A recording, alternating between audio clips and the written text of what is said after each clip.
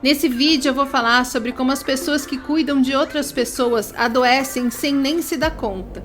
Às vezes porque minimiza o próprio sofrimento diante de uma dor que parece maior, às vezes porque entende que não tem com quem contar, às vezes porque acha que precisa estar no controle de tudo. E aí essa sobrecarga acaba colocando em risco a saúde de duas pessoas ou até mais. Precisamos falar sobre a síndrome do Salvador, porque isso é um dos fatores de maior estresse e que ainda não é conectado ao burnout por muitos profissionais da área da saúde. Recentemente, o que aconteceu com o ator americano Gene Hackman e a sua mulher Betsy tomou a mídia por vários dias devido a um mistério inicial do que poderia ter acontecido com o casal. Eles foram encontrados sem vida dentro de casa e também um dos cachorros deles, dias depois do que quer que tivesse acontecido. E o final da história foi que a Betsy morreu de causas naturais, dando início a uma cadeia de tragédias, obviamente involuntariamente. O Gene Hackman estava com 95 anos, em estágio avançado do Alzheimer, com problemas cardíacos e uma saúde muito frágil, e a Betsy, com quem ele estava casado já fazia muito tempo, cuidava de absolutamente tudo o que envolvia o marido, numa atitude protetora e de cuidado. É nisso que nós vamos focar hoje, porque ela era descrita pelos amigos dele como sendo protetora. Ela acompanhava de perto a dieta dele, ela organizava os jogos de golfe que ele jogava com os amigos dele, quando ele ainda estava em condições de jogar, é claro. Ela digitava os romances que ele escrevia à mão, ela diluía o vinho dele para que ele bebesse o mínimo possível. Eu acho que a gente pode dizer que ela era uma pessoa controladora. E veja, a gente sempre tem uma interpretação errada do que é ser uma pessoa controladora. A gente sempre entende que a pessoa controladora está necessariamente oprimindo o outro, tirando do outro a sua liberdade. Mas uma pessoa controladora geralmente é aquela que precisa sentir que está no controle das coisas, que acredita firmemente que se ela estiver à frente de tudo, cuidando de cada detalhe, as coisas vão andar de maneira mais fácil para todo mundo. A gente precisa separar aqui aquelas pessoas que tomam a frente de tudo, porque estão cuidando de alguém que não tem mais como cuidar de si mesmo, das pessoas que cuidam de quem poderia cuidar de si mesmo, mas que preferem agir como crianças. Assim, não precisam fazer escolhas, não precisam tomar decisões que depois possam trazer culpa, arrependimento, etc. E aí é o casamento perfeito, uma codependência em que ninguém percebe consequências ruins.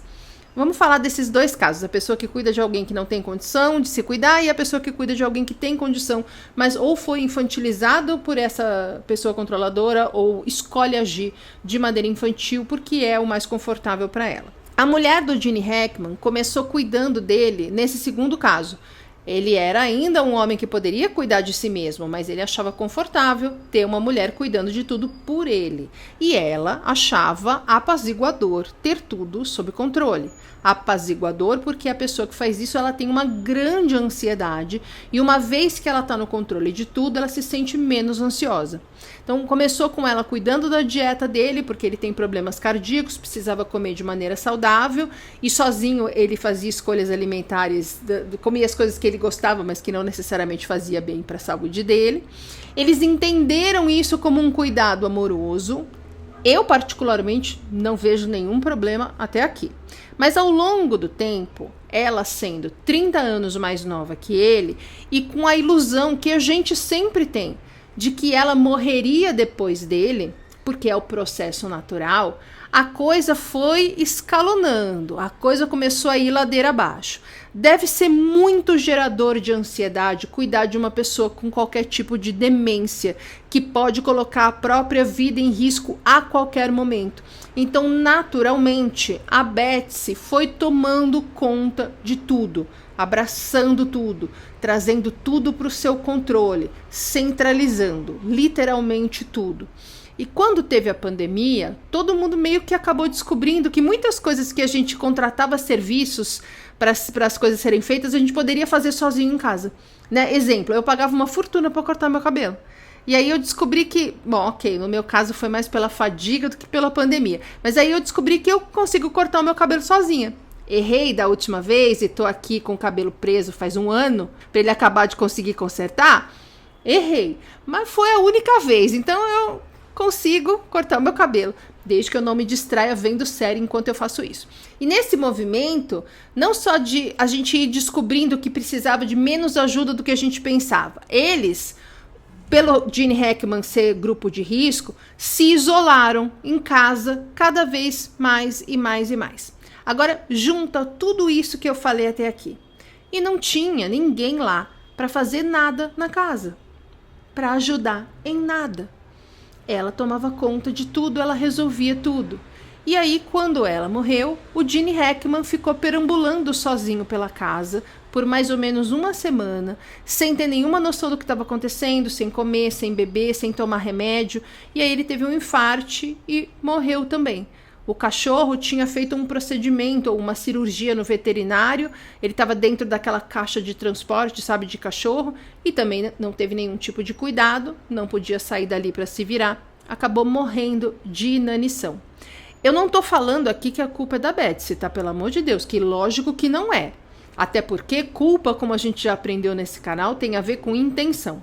O que eu estou falando aqui é que querer estar no controle de tudo, cuidar de tudo, centralizar tudo, é altamente estressante e, mais importante aqui para o ponto desse vídeo, faz com que a pessoa negligencie o seu próprio cuidado. É fácil fazer isso, uma vez que a pessoa olha para quem ela está cuidando e pensa, qualquer coisa que eu estiver sentindo, qualquer coisa que estiver acontecendo comigo não é nada perto do que ele ou ela está passando. E aí a gente engata o modo não tenho tempo para ficar doente, as pessoas precisam de mim, que são clássicos do burnout e derivados da cultura em que a gente vive, altamente normalizados há muitas décadas, e a gente vai se sobrecarregando cada vez mais, com autocuidado zero, levando o corpo a um nível de estresse que é adoecedor. Sabe a coisa que eu mais recebo lá no inbox do Instagram? Mensagens de pessoas falando assim, não, porque eu conheço uma pessoa, ou o meu namorado, ou a minha esposa, que tá claramente com burnout, mas eu não consigo ajudar.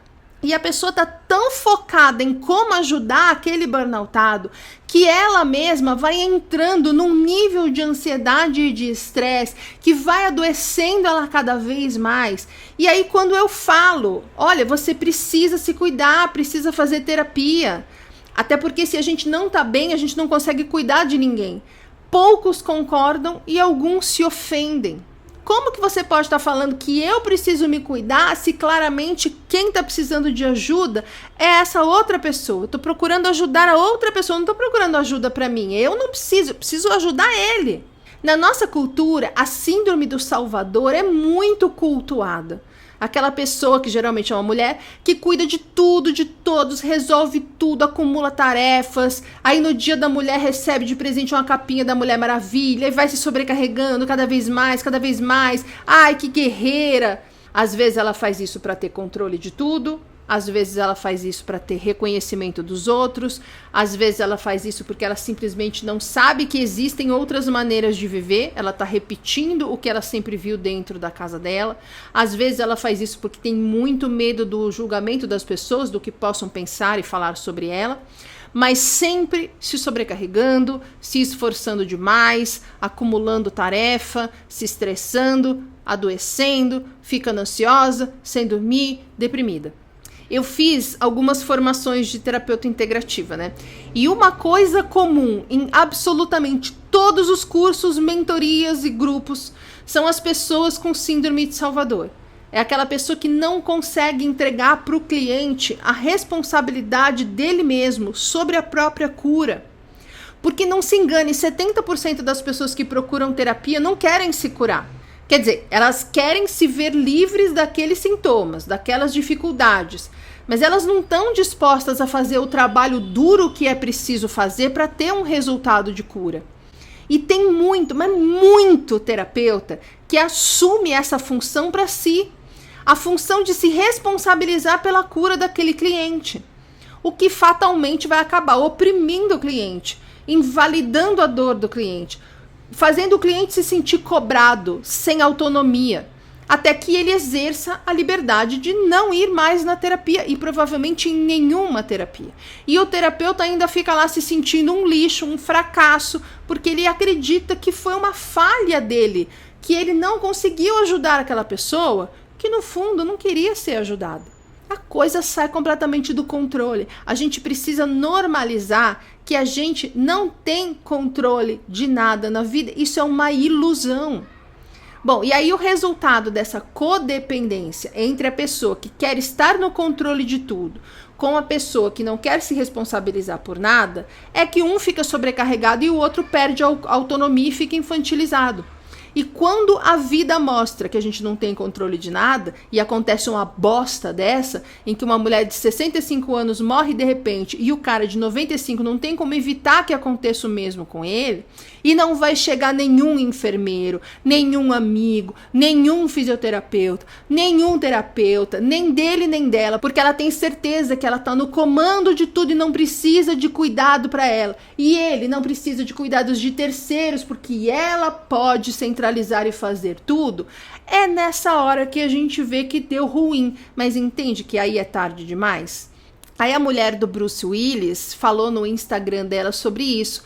Ela falou que essa situação da Betsy tem que servir de aprendizado a todos aqueles que estão cuidando de pessoas, que estão responsáveis pela saúde, bem-estar, qualidade de vida de uma pessoa que não pode mais cuidar de si mesma, como ela agora, que é o caso do marido dela, tá naquela situação em que ele não tem mais muita noção do que está acontecendo. O aprendizado de que cuidadores precisam de cuidados também. Porque quando os cuidadores não se cuidam, eles não conseguem cuidar bem da outra pessoa. Um caso que sempre me comove é o das mães de filhos que são super dependentes. Tem uma moça que quando ela era criança, acho que nos anos 90, teve o cabelo sugado por um ralo de piscina e está em coma até hoje. Quem cuida dela é a mãe. O cara que teve um problema neurológico ficou preso a uma cama, quem cuida dele é a mãe. Alguém que teve um acidente ficou tetraplégico sem condições de investir em alguma forma de autonomia, quem cuida é a mãe. Essas mães não acreditam que alguém possa cuidar do filho como elas, e provavelmente elas estejam certas, porque mãe é mãe. Acontece que se essa mãe não se cuida, ela acaba involuntariamente abreviando a chegada da necessidade de ter mais alguém nessa dinâmica. E aí ela vai ter que delegar sem nenhum preparo, nem dela e nem da pessoa que vai assumir esses cuidados, ainda que seja uma situação temporária. E aí o estresse vem que vem, porque além de tudo que está acontecendo, a pessoa se vê impotente, até para entender se quem está no controle está conseguindo controlar tudo a contento. Sabe aquele procedimento de segurança nos aviões que dizem que em caso de despressurização você tem que primeiro colocar a máscara em você para depois colocar na criança ou num idoso que esteja acompanhando você? Porque a nossa tendência sempre vai ser colocar primeiro em quem não sabe se virar sozinho. Acontece que se a gente coloca a máscara na criança e aí a gente desmaia, a gente fica sem ter como respirar, porque a criança não vai pôr a máscara na gente e até alguém se estabilizar ali, perceber o que está acontecendo e nos socorrer, aí já deu ruim. Essa sensação de que você dá conta de tudo, que tudo está sob seu controle, de que você resolve tudo, de que você está bem, não precisa de ajuda, tudo isso é você caminhando voluntariamente pela beira do precipício do burnout. E se você colapsar, como é que faz? Da mesma forma que eu sempre falo, se você colapsar porque insiste em não desacelerar, você vai ter que parar de alguma maneira num momento que sempre é o pior momento da vida para aquilo acontecer. E aí você não consegue dar continuidade a nada, você não se organizou, não consegue ali administrar o dinheiro para você poder se tratar, se manter, pagar suas contas. Essa não é uma situação pior do que você hoje admitir que está precisando de ajuda e aprender como você pode desacelerar e se organizar, por mais que você resista a aceitar isso? Não é melhor hoje você entender que precisa de ajuda, procurar essa ajuda, organizar a vida de outra forma, para que você evite continuar fazendo, insistindo, fazendo tudo igual como você sempre fez, porque você não tem tempo, porque você não pode, porque é só até eu ter a promoção, porque não sei quem depende de mim, porque tem boleto chegando, e aí colapsar e simplesmente passar a produzir R$0 para pagar os seus custos fixos, que dirá ainda para dar conta de um tratamento, para poder sair dessa situação e voltar a produzir e gerar renda? Eu pergunto para você que é cuidador, se você cair, não vai ser pior do que a possibilidade de você formar uma rede de apoio agora? E eu sei que você pensou que não tem com quem contar, gente. Ninguém me ajuda. Então, aí eu quero te pedir, se isso fez sentido para você, que você não tem como formar uma rede de cuidado, que você olhe em volta e não tem a quem recorrer. Queria pedir para você assistir a aula 67, a mais recente lá do canal de aulas, em que a gente fala sobre isso. Eu vou deixar na tela final para você assistir depois dessa daqui, tá? Só deixando claro que sim, uma pessoa que não trabalha fora, só cuida de alguém, pode entrar em burnout. Tendo sobrecarga, ambiente ruim e está tudo nas suas costas, já configura as duas coisas somadas, e você acreditando que não pode sair, tem burnout. Imagina alguém que trabalha e ainda cuida de alguém. Uma pessoa que trabalha, cuida da família, dos pais idosos e doentes. É uma bomba prestes a explodir, que quando explodir vai dar ruim para todo mundo e da pior forma. Então, se cuida, se organiza, se ajuda, para de resistir, para de querer controlar tudo, se organiza, assiste a aula 67 e para de desafiar o seu corpo e a vida. Até o próximo.